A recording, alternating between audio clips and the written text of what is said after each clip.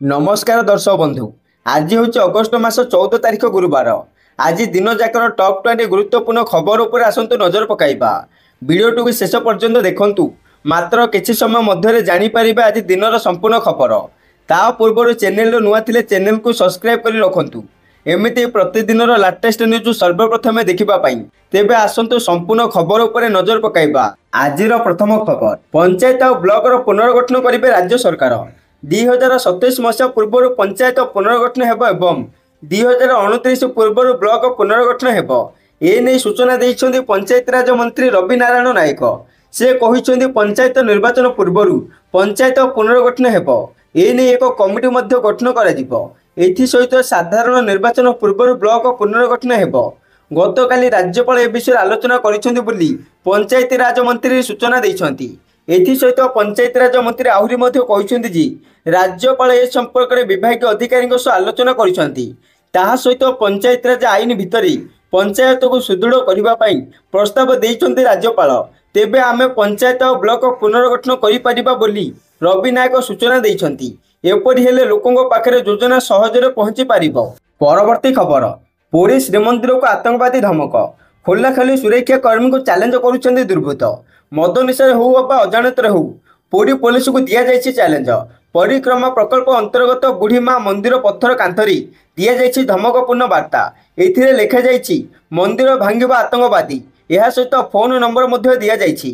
Phone कर नकले महातांडव बोली लेखा जाइछि। यह भितर प्रधानमंत्री मोदी नाम मध्य लेखा जाइछि। दुईटी स्थान रे एपरि धमकपूर्ण लेखा देखिबाकू मिलिछि। तेबे किओ काहींके करिछि ताहा जणा पड़िनी। एकाधिक स्थान रे सीसीटीवी लागिछि। सिक्यूरिटी गार्ड मध्य मुतयन होइछन्ति। हेले आतंकवादी ना नहीं एपरि लिखिला कि ताकू नहीं सृष्टि होइछि प्रश्नवाची। परवर्ती खबर, आरआई अमीन नियुक्ति परीक्षा पाई प्रकाश पाइला विज्ञप्ति। सेपटे विवादी आरआई एआरआई अमीन और आईसीडीसी सुपरभाइजर नियुक्ति पाई पुणी थरे प्रिलिमिनारी परीक्षा करने को विज्ञप्ति प्रकाश पाई। आसंता अक्टोबर और नवेम्बर मासरे परीक्षा हेब। कंप्यूटर बेस्ड नियुक्ति परीक्षा माध्यम परीक्षा करने को ओडिशा अधस्तन कर्मचारी चयन आयोग आज विज्ञप्ति प्रकाश करिछि। सेपटे पूर्वर होइतिबा समस्त प्रक्रिया को बातिल करी पुणी थरे मूलर प्रक्रिया आरंभ करा। पूर्वर आवेदन करुथिबा समस्त आशय परीक्षा दे पारिबे। फल 5,58,128 आवेदनकारी परीक्षा दे पारिबे बोली स्पष्ट करा जाइछि। सूचना योग्य पूर्वर होइतिबा प्रिलिमिनारी परीक्षा रे व्यापक अनियमितता अभियोग हेबा परी समस्त परीक्षार्थी को मेन परीक्षा पर उत्तीर्ण करा जाइथिला। मोट पदर 5 गुणा परीक्षार्थी मेन परीक्षा को उत्तीर्ण हेबार नियम थिबारु उच्च न्यायालय मामला होइथिला। फल सरकार प्रिलिमिनारी परीक्षा फल को रद्द करने सहित पुणी थरे नूतन भाव परीक्षा करने को उच्च न्यायालय को अवगत करथिले।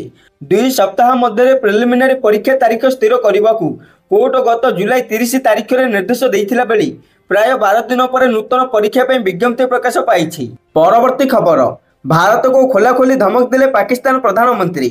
सेपटे पाकिस्तान प्रधानमंत्री शाहबाज शरीफ भारत को खोलाखोली धमक देइछन्ति जे से पाकिस्तान रु पानीर गोटे बुंदा मध्य काहाको नेबाकू देबे नाही।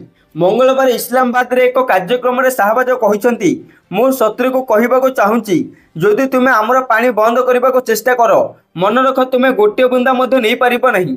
पाकिस्तान बारंबार चेतावनी देउछि जे पानीर प्रवाह बंद करबा युद्ध परि हेब।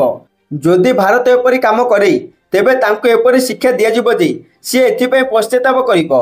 आउ सेपटे शाहबाज शरीफिंक बयान पूर्व पाकिस्तान पीपुल्स पार्टीर अध्यक्ष बिलवार भुट्टो जरदारी मध्य सिंधु जल संपर्क में विवादित मंतव्य देइथिले। बिलवार सिंधु जल चुक्ति स्थगित रखा को सिंधु उपत्यका सभ्यता उपरि आक्रमण बोली कहिथिले। से आहुरी मध्य कहिथिले जे जदि भारत युद्ध लागू करे तेबे पाकिस्तान पछको हटिबो नहीं। परवर्ती खबर, एम्स डाक्टर छाड़ुछन्ति चाकरी। संसद में प्रकाश पाइला तथ्य। एम्स डाक्टर चाकरी छाड़िबा एबे सबुठु बड़ चिंतार विषय पलटिछि।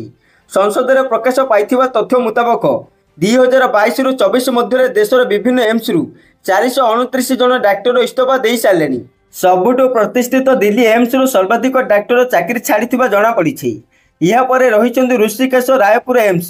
सेपटे 2022 रु 2024 भितर देश में 20 एम्स रु 400 रु अधिक डाक्टर चाकरी छाड़ी बेले केवल दिल्ली 52 जन डाक्टर चाकरी छाड़ी। देशर सबुठारु प्रतिष्ठित दिल्ली एम्स होइतिला बेले सेठारु एते संख्यक डाक्टर चाकरी छाड़िबा पूरा देशर स्वास्थ्य अवस्था प्रति चिंता सृष्टि करिछि। या पर ऋषिकेश एम्स रु 38 जन, ରାୟପୁର ଏମ୍ସରୁ 35, ବିଳାସପୁରରୁ 32, ମଙ୍ଗାଗିରି ଏମ୍ସରୁ 30 ଜଣ ଡାକ୍ତର ଇସ୍ତଫା ଦେଇଛନ୍ତି।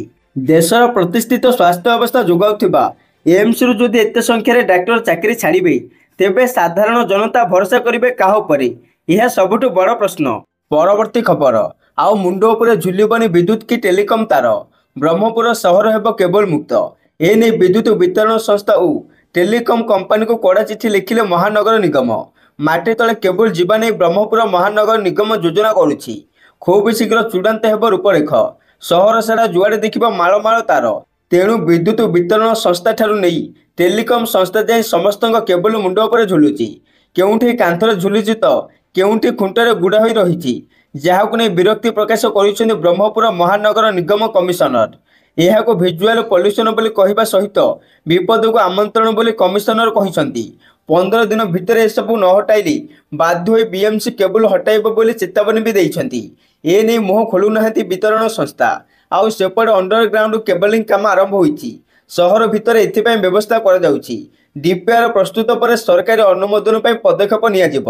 ପରବର୍ତ୍ତୀ ଖବର, ସରିଲା କ୍ୟାବିନେଟ୍ ବୈଠକ, 7ଟି ପ୍ରସ୍ତାବ ଉପରେ ବାଜିଲା ମୋହର। ସେପଟେ ଲୋକସଭା ଭବନରେ ମୁଖ୍ୟମନ୍ତ୍ରୀ ମୋହନ ମାଝୀଙ୍କ ଅଧ୍ୟକ୍ଷତାରେ ସରିଲା ବୈଠକ। 6ଟି ବିଭାଗର 7ଟି ପ୍ରସ୍ତାବରେ ବାଜିଲା କ୍ୟାବିନେଟ୍ ମୋହର। ସମବାୟ ବିଭାଗ ହେବ ମଡେଲ ମଣ୍ଡି। ପ୍ରଥମ ପର୍ଯ୍ୟାୟରେ 300 କୋଟି ବ୍ୟୟରେ 38ଟି ମଣ୍ଡି ହେବ। ଗୋଦାମ, ଶୌଚାଳୟ, ଟ୍ରକ୍ ପାର୍କିଂ ଆଦି ସୁବିଧା ରହିବ। ଆଉ ଦ୍ୱିତୀୟ ପର୍ଯ୍ୟାୟରେ 68ଟି ମଣ୍ଡି ହେବ। ସେହିପରି ବିମାନ ସେବା କ୍ଷେତ୍ରରେ ଓଡ଼ିଶା ହେବ ଆଞ୍ଚଳିକ ହବ୍। ବିଜୁ ପଟ୍ଟନାୟକ ବିମାନ ବନ୍ଦରରେ ବିଶ୍ୱସ୍ତରୀୟ ରକ୍ଷଣାବେକ୍ଷଣ ବ୍ୟବସ୍ଥା ସୃଷ୍ଟି ହେବ। ଆଉ ବିମାନ ରକ୍ଷଣାବେକ୍ଷଣ ପାଇଁ 40% ସବସିଡିରେ ଜମି ରେଣ୍ଟ ଦେବେ ସରକାର। ଏଥିପାଇଁ MS air works India private limited କମ୍ପାନୀକୁ ଚୟନ କରିଛନ୍ତି ସରକାର। ଓଡ଼ିଶା ଭାଷା, ସାହିତ୍ୟ ଓ ସଂସ୍କୃତି ବିଭାଗର ସ୍ୱତନ୍ତ୍ର ସଂଗ୍ରହାଳୟ ପାଇଁ ନିଯୁକ୍ତି ପାଇଁ ଗଠନ ହେବ କ୍ୟାଡର। ମୁଖ୍ୟ ରହିବ ଅତିରିକ୍ତ ସଚିବ ପାହ୍ୟା ଅଧିକାରୀ। ଏପଟେ ଏବେ ରାଜ୍ୟରେ 70ଟି ମ୍ୟୁଜିୟମ ଥିଲାବେଳେ ଆଗକୁ 39ଟି ମ୍ୟୁଜିୟମ କରିବାକୁ ଯୋଜନା କରୁଛନ୍ତି ସରକାର। ଏଥିସହ 350 କୋଟି ବ୍ୟୟରେ ସହରରେ LED ଲାଇଟ୍ ଲାଗିବ। ନୂଆ ଲାଇଟ୍ ଲାଗିବା ସହ ପୁରୁଣା ଲାଇଟ୍ ମରାମତି ହେବ। ସମ୍ବଲପୁର ସହରରେ 382 କୋଟି ଟଙ୍କା ଖର୍ଚ୍ଚରେ 24 ଘଣ୍ଟା ପାଣି ମିଳିବ। ହୀରାକୁଦ ଡ୍ୟାମରୁ ଆସିବ ପାଣି। ସେହିପରି ଏବେ ରାଜ୍ୟରେ 8ଟି ସରକାରୀ ନର୍ସିଂ କଲେଜ ସହ 21ଟି ENM ସେଣ୍ଟର ଅଛି। ଆଉ 7ଟି ନୂଆ ନର୍ସିଂ କଲେଜ ଖୋଲିବେ ସରକାର। ପରବର୍ତ୍ତୀ ଖବର, ସରକାରୀ କର୍ମଚାରୀଙ୍କ ଲାଗି ବଡ଼ ଖବର, ମିଳିବନି କୋଭିଡ୍-19 କାଳର 18 ମାସର DO DR। ସେପଟେ କୋଭିଡ୍-19 ମହାମାରୀ କାଳରେ କେନ୍ଦ୍ର ସରକାରଙ୍କ ଦ୍ୱାରା ରୋକାଯାଇଥିବା କର୍ମଚାରୀଙ୍କ 18 ମାସର ମହଙ୍ଗା ଭତ୍ତା DO, ପେନ୍ସନରଙ୍କ ବକେୟା DR ରାଶି ମିଳିବ ନାହିଁ। ସଂସଦର ମୌସୁମୀ ଅଧିବେଶନରେ ଅର୍ଥ ରାଜ୍ୟମନ୍ତ୍ରୀ ପଙ୍କଜ ଚୌଧୁରୀ ଏହା ସ୍ପଷ୍ଟ କରିଦେଇଛନ୍ତି। ସେ କହିଛନ୍ତି ଯେ ଆର୍ଥିକ କାରଣ ଯୋଗୁଁ ଏହି ସମୟରେ ଏରିୟର ଜାରି କରିବା ସରକାରଙ୍କ ନିମନ୍ତେ ସମ୍ଭବ ନୁହେଁ। ତେବେ ଅର୍ଥ ରାଜ୍ୟମନ୍ତ୍ରୀଙ୍କ ଏହି ସୂଚନା ଦେଶର ଲକ୍ଷ ଲକ୍ଷ ସରକାରୀ କର୍ମଚାରୀ ଓ ପେନ୍ସନରଙ୍କୁ ନିରାଶ କରିଛି। ସୂଚନା ଅନୁସାରେ ଜାନୁଆରୀ 2020ରୁ ଜୁନ 2021 ପର୍ଯ୍ୟନ୍ତ କେନ୍ଦ୍ର ସରକାର କର୍ମଚାରୀଙ୍କ 3ଟି DO DRକୁ ଫ୍ରିଜ୍ କରିଦେଇଥିଲେ। କରୋନା କାଳର କଠିନ ଆର୍ଥିକ ପରିସ୍ଥିତିକୁ ଧ୍ୟାନରେ ରଖି ସରକାର ଏହି ନିଷ୍ପତ୍ତି ନେଇଥିଲେ। ଏହି କାଳରେ ସରକାର ମୋଟ 34,402 କୋଟି ଟଙ୍କା ସଞ୍ଚୟ କରିଥିଲେ। ହେଲେ ଏହି ରାଶି ଏବେ ବି କର୍ମଚାରୀ ଓ ପେନ୍ସନରଙ୍କୁ ମିଳିନାହିଁ। ଏଣୁ ବିଭିନ୍ନ କର୍ମଚାରୀ ସଂଗଠନ, ଫେଡେରେସନ ଓ ପେନ୍ସନର ଆସୋସିଏସନ ଲଗାତାର ସରକାରଙ୍କ ନିକଟରେ ଏହି ବକେୟା ରାଶି ଜାରି କରିବାକୁ ଦାବି କରିଛନ୍ତି। ପରବର୍ତ୍ତୀ ଖବର, ଏଣିକି ଛୁଟି ଦିନରେ ବି ହେବ ଚାଷୀ ପଞ୍ଜୀକରଣ। ଟାର୍ଗେଟ ପୂରଣ ହୋଇପାରି ନଥିବାରୁ ଚିନ୍ତା ପ୍ରକଟ କରିଛି ସମବାୟ ବିଭାଗ। ଯାହାପରେ ରବିବାର ଛୁଟି ଦିନରେ ଅଫିସ ଖୋଲାଯିବାକୁ ନିର୍ଦ୍ଦେଶ ଦେଇଛି ସମବାୟ ବିଭାଗ। ସକାଳ 8ଟାରୁ ରାତି 8ଟା ପର୍ଯ୍ୟନ୍ତ ପଞ୍ଜୀକରଣ କରାଯିବ। କାରଣ ଅଗଷ୍ଟ 20 ତାରିଖରେ ସରିବ ଖରିଫ ଚାଷୀ ପଞ୍ଜୀକରଣ। ତେବେ ତା ପୂର୍ବରୁ ଟାର୍ଗେଟ ପୂରଣ କରିବା ପାଇଁ ଏଭଳି ନିଷ୍ପତ୍ତି ନେଇଛି ବିଭାଗ। ଏବେ ବି ବହୁ ରାଜ୍ୟର 50% ଟାର୍ଗେଟ ପୂରଣ ହୋଇନି। ଏ ପର୍ଯ୍ୟନ୍ତ 11,30,128 ଚାଷୀ ପଞ୍ଜୀକୃତ କରିଛନ୍ତି। ଗତ ବର୍ଷ 17,72,347 ଜଣ ଚାଷୀ ପଞ୍ଜୀକରଣ କରିଥିଲେ। ପରବର୍ତ୍ତୀ ଖବର, ବ୍ଲକ ଅଧ୍ୟକ୍ଷଙ୍କ କ୍ଷମତାରେ ଲଗାମ କଷିଲେ ସରକାର। 20 ଲକ୍ଷ ଟଙ୍କା ଯାଏଁ ପ୍ରକଳ୍ପରେ ଦସ୍ତଖତ ମାରିବେନି।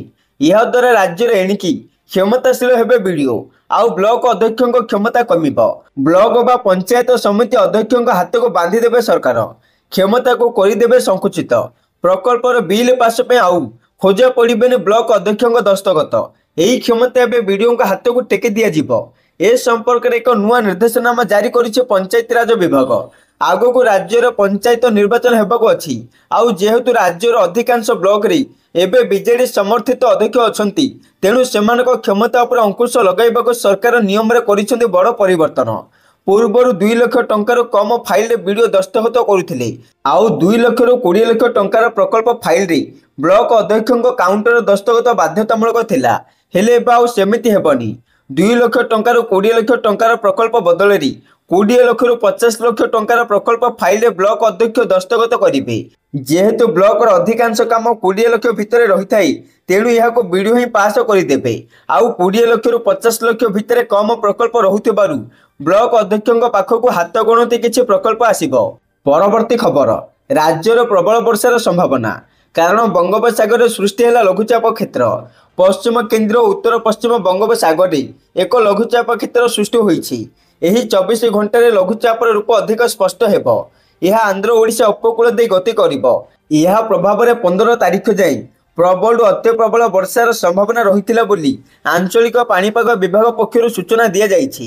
ତେବେ ଲଘୁଚାପ ପ୍ରଭାବରେ ରାଜ୍ୟରେ 13ରୁ 15 ତାରିଖ ଯାଏଁ କିଛି ସ୍ଥାନରେ ପ୍ରବଳରୁ ଅତି ପ୍ରବଳ ବର୍ଷା ହେବାର ସମ୍ଭାବନା ରହିଛି। ବିଭିନ୍ନ ସ୍ଥାନରେ ବିଜୁଳି ଘଡ଼ଘଡ଼ି ହୋଇପାରେ। ଆଜି ମାଲକାନଗିରି ଓ କୋରାପୁଟରେ ପ୍ରବଳରୁ ଅତି ପ୍ରବଳ ବର୍ଷା ନେଇ ଅରେଞ୍ଜ ୱାର୍ଣ୍ଣିଂ ଜାରି ହୋଇଛି। ଏହି ସମୟରେ ସମୁଦ୍ର ଅଶାନ୍ତ ଥିବାରୁ ସମୁଦ୍ର ଭିତରକୁ ମତ୍ସ୍ୟଜୀବୀଙ୍କୁ ଯିବାକୁ ବାରଣ କରାଯାଇଛି। ପରବର୍ତ୍ତୀ ଖବର, ବ୍ୟାଙ୍କ ଗ୍ରାହକମାନଙ୍କୁ ଝଟକା। କାରଣ ICICI ବ୍ୟାଙ୍କ ପରେ ଦେଶର ସବୁଠାରୁ ବଡ଼ ଘରୋଇ ବ୍ୟାଙ୍କ HDFC ମଧ୍ୟ ଏହାର ଜମା ଖାତାରେ ସର୍ବନିମ୍ନ ବାଲାନ୍ସ ବୃଦ୍ଧି କରିଛି। ପୂର୍ବରୁ ଏହି ସୀମା 10,000 ଟଙ୍କା ଥିଲା, ଯାହାକୁ ଏବେ 25,000 ଟଙ୍କାକୁ ବୃଦ୍ଧି କରାଯାଇଛି। ଯଦି ଆପଣଙ୍କ ଆକାଉଣ୍ଟରେ ଏହି ରାଶି ନାହିଁ, ତେବେ ବ୍ୟାଙ୍କ ଏକ ଚାର୍ଜ ଲଗାଇପାରେ।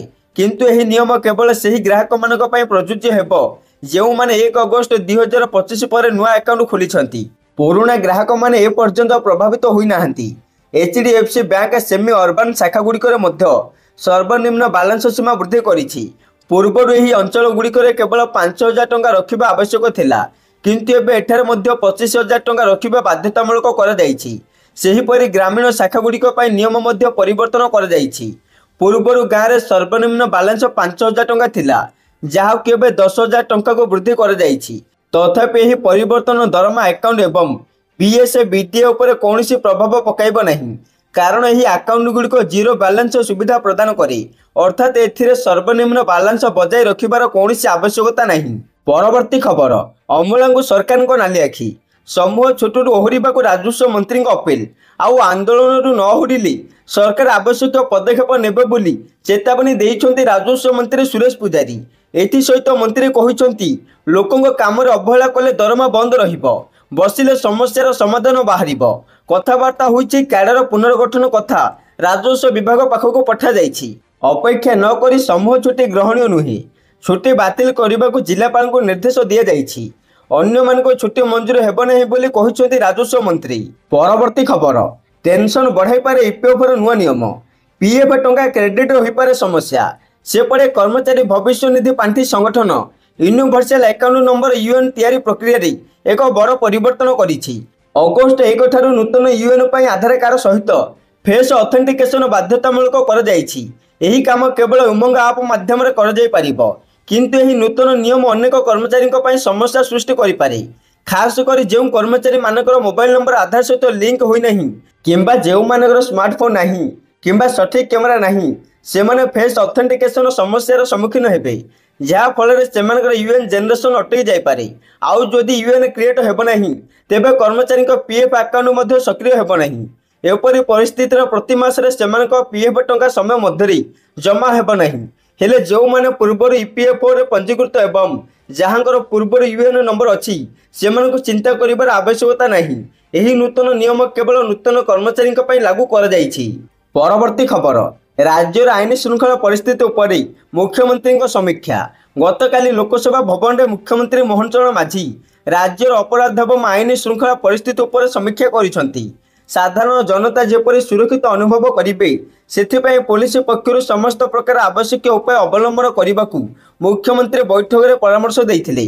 ନାରୀ ସୁରକ୍ଷା କ୍ଷେତ୍ରରେ ସରକାରଙ୍କ ଶୂନ୍ୟ ସହନଶୀଳତା ନୀତି ରହିଛି ବୋଲି ପ୍ରକାଶ କରି ମୁଖ୍ୟମନ୍ତ୍ରୀ ପୋଲିସ ଅଧିକାରୀମାନଙ୍କୁ ପରାମର୍ଶ ଦେଇ କହିଥିଲେ ଯେ, ଏହି ନୀତିକୁ ଆଧାର କରି ପୋଲିସ ସବୁ ସମୟରେ ଆକ୍ସନ ମୋଡରେ ରହୁ।